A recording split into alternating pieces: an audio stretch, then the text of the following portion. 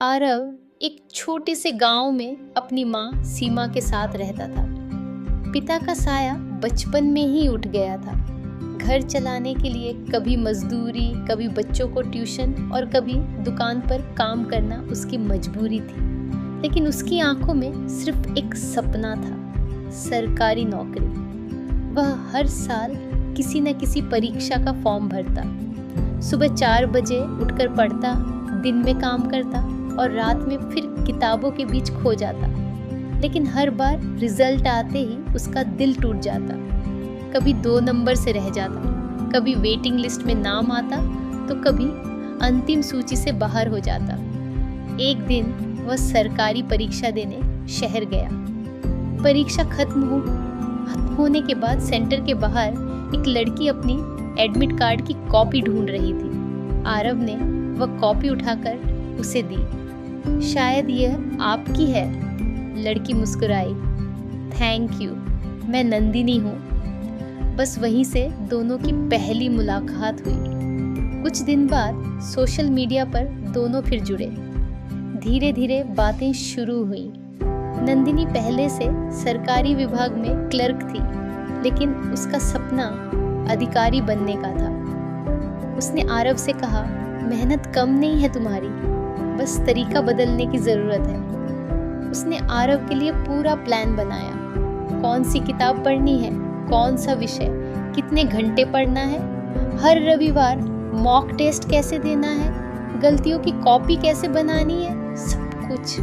अब हर रात दोनों वीडियो कॉल पर पढ़ाई की चर्चा करते। अगर आरव निराश होता तो नंदिनी उसे याद दिलाती, जो बार बार गिरकर भी उठता है वही मंजिल तक पहुंचता है। धीरे धीरे आरव बदलने लगा। उसकी तैयारी पहले से कहीं बेहतर हो गई। विवेक भी उसका साथ देता और कहता, इस बार रिजल्ट बदल कर रहेगा।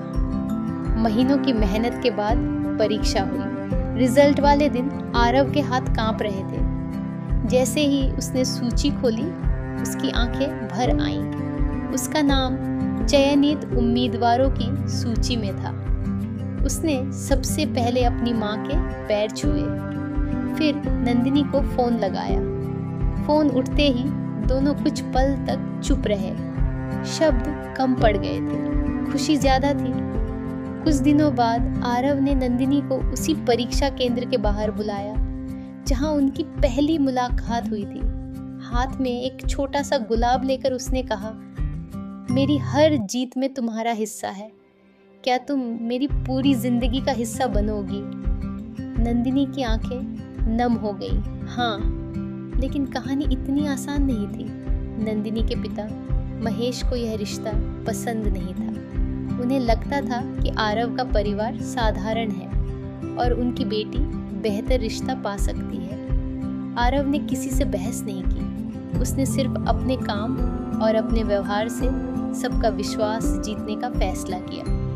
जब नियुक्ति पत्र आया और आरव ने अपनी सरकारी नौकरी ज्वाइन कर ली, तब महेश ने पहली बार उसके संघर्ष को समझा। उन्होंने मुस्कुराकर कहा, जिस लड़के ने हालात से हार नहीं मानी, वह मेरी बेटी को कभी दुख नहीं देगा।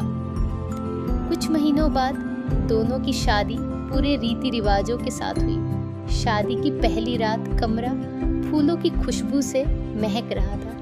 दोनों थोड़े संकोच में थे। इतने लंबे सफर के बाद अब वे जीवन साथी बन चुके थे। आरव ने धीरे से कहा, तुमने मुझे नौकरी नहीं, खुद पर भरोसा करना सिखाया। नंदिनी मुस्कुराई, और तुमने मुझे यकीन दिलाया कि सच्ची मेहनत कभी बेकार नहीं जाती। दोनों ने एक दूसरे का हाथ थाम लिया। उस रात उन्होंने बड़े बड़े वादे नहीं किए, बस यह तय किया कि आने वाले हर सुख दुख का सामना साथ मिलकर करेंगे। सालों बाद जब लोग आरव की सफलता की कहानी पूछते तो वह हमेशा मुस्कुराकर कहता, मेरी किस्मत उस दिन बदली थी जिस दिन मैं परीक्षा देने गया था। वहाँ मुझे सिर्फ एक एग्जाम नहीं मिला था, मुझे मेरी मंजिल भी मिल गई थी।